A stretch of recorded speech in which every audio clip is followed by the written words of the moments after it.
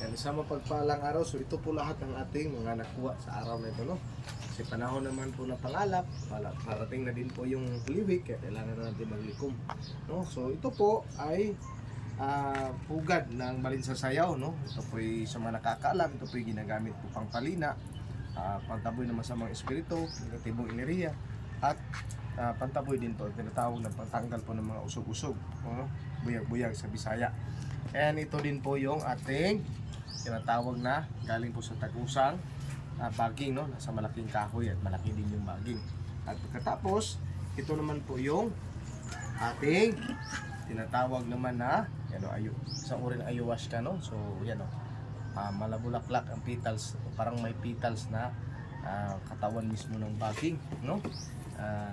Ito naman ang ating tinatawag po na Santa Catalina para po sa pantaboy ng mga makakamandag na ahas, kahit lahat ng uri ng ahas, at ginagamit din ng taguliwas at kabal.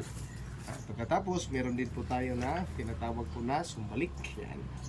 So, sa pangpang talaga yan. Pumanaog at umakyat uli. Yan. Pagkatapos, ito naman po ang ating, hindi natin pwede pangalanan. Ito din ay isang uri ng kahoy na kung tikman mo, animoy parang toothpick drops kasi parang mamamanhid yung dila mo, at gamot po ito sa lahat ng uri ng karamdaman, at lalo na po din po sa kagat ng ahas. Speaking kagat ng ahas, ito po ang tinatawag din na tawal ulad, no? Ubod ng pait, mas pait pa sa panyawan, at ito din ay isa din sa pangunahing sangkap sa kagat ng gamot sa kagat ng ahas, no? Lalo na sa mga makakamandag talaga, no? At ito yung dahon niya. At papansin nyo, yung bunga niya is parang trinity type, no? Yan ang kanyang bunga, yung buto. Okay, so sa mga nakakaalam, so sa mga hindi pa, tuklasin nyo lang, nasa mga gilid-gilid lang yan ng ilog. Pagkatapos, siyempre, meron din po tayong isa pang nakuha na para din sa gamot ng ahas.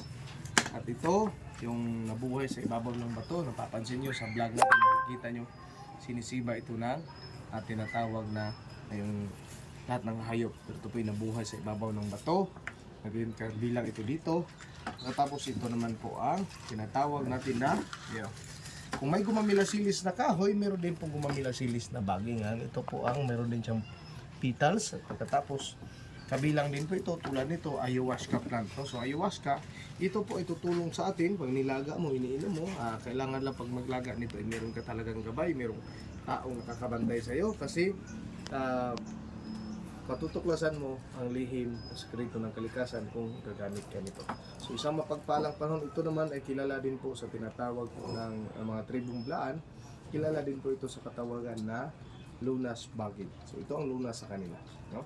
So isang mapagpalang panahon at maraming salamat po.